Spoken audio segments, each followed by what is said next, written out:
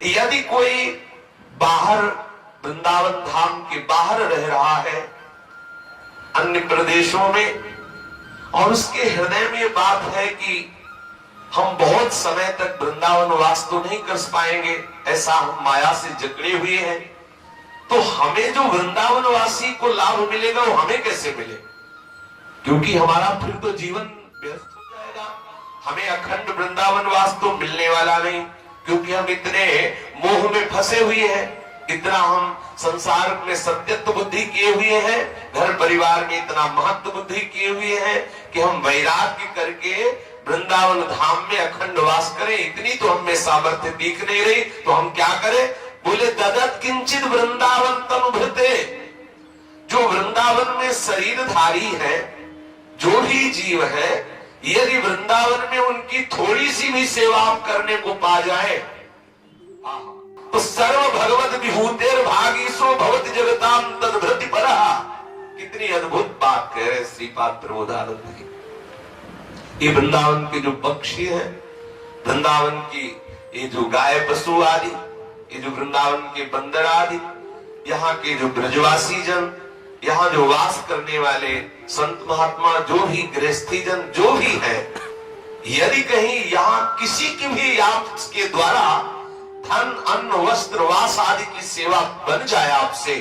तो श्रीपाद प्रबोधानंद जी कह रहे हैं कि वो भगवान की समस्त विभूतियों को तृप्त करने वाला बन जाता है। इतनी उसमें सामर्थ्य आ जाती है, वो ऐसा महामहिमामय वाला बन जाता है कि जैसे गीता में विभूतियों का वर्णन किया ना, उन विभूतियों को भी आनंद प्रदान करने वाली विभूति वो स्वयं बन जाता है। ऐसा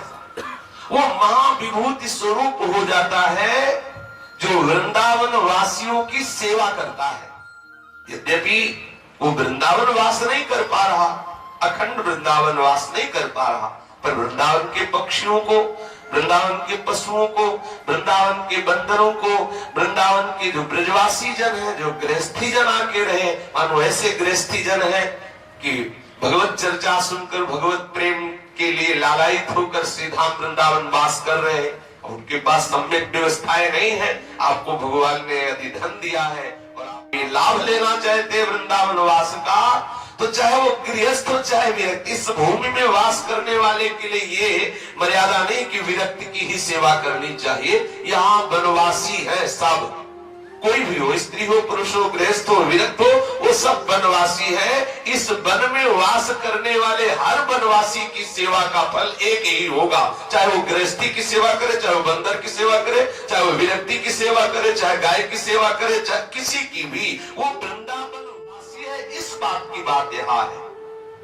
कोई भी हो, अगर उसको आवश्यकता है और आपको भगवान ने दिया है धन आदि, अन्न आदि, वस्त्र आदि, ऐसी सामर्थ्य दी है और आप परम लाभ प्राप्त करना चाहते हैं, तो मोह और लोभ का त्याग करके वृंदावन वासियों के वास की व्यवस्था, भोजन की व्यवस्था, वस्त्र की व्यवस्था, उनको प्यार दो, उनके प्रति अपनापन करो, उनकी सेवा करो, तो जितनी भी विभूतियां भगवान की है वो सब आपसे तृप्त हो जाएंगी और आप महाविभूति स्वरूप हो जाएंगे। महाविभूति स्वरूप अर्थात बिना वृंदावन वास किए भी वृंदावन वास का फल आपको प्राप्त हो जाएगा। कितनी सहज बात है। कांच के बदले में मणि मिल रही है, कांच के बदले। कहां सांसारिक तुच्छ धन, कहां सांसारिक अन्न वस्त्र आदि, और कहां प्रियालाल का कृपा प्रसाद, केवल ब्रजवासियों की सेवा से। जैसे माँ को प्रसन्न करना हो तो उसके बेटे को दुलार करने लगो, कुछ उसको खिला पिला दो, तो माँ अपने आप बोलने लगे। ऐसे माँ से बात करने की तुम्हारी सामर्थ्य नहीं होगी, लेकिन जब आप उसका बेटा जा रहा हो, दौड़ के उसको टाकी दो, दुलार करो और कुछ भी देने लगो, तो माँ अपने आप बात कर लेगी। आप भाई ऐसा क्यों कर रहे हो, दो बच्चा, वो अपने आप आपसे प्रेम भरी बात करने लगे। ऐसे ही हमारे प्रियालाल के लाडले हैं वृंदावन वासी, चाहे वो बंदर हो, चाहे वो पशु पक्षी हो, चाहे वो गृहस्थी हो, चाहे वो विरक्ति हो, चाहे ब्रजवासी हो, चाहे बाहर का वासी हो, जो यहाँ इस भूमि पर वास कर रहे, वो हमारी लाडली के लाडले हैं। प्यारी जी ने कृपा की तब आके वास कर रहे। इन वृंदावन वासियों की कोई भी शरीर से सेवा, अन्न से सेवा, वस्त्र से सेवा, धन से सेवा, वास की सेवा यदि ऐसा करता है तो हमारे लाड़ेली लाल उस पर कृपालु होते हैं और जो वृंदावन वास का फल है वही फल उसको प्राप्त होता है। ये देखो कितनी बढ़िया बात श्रीपाद प्रबोधानंद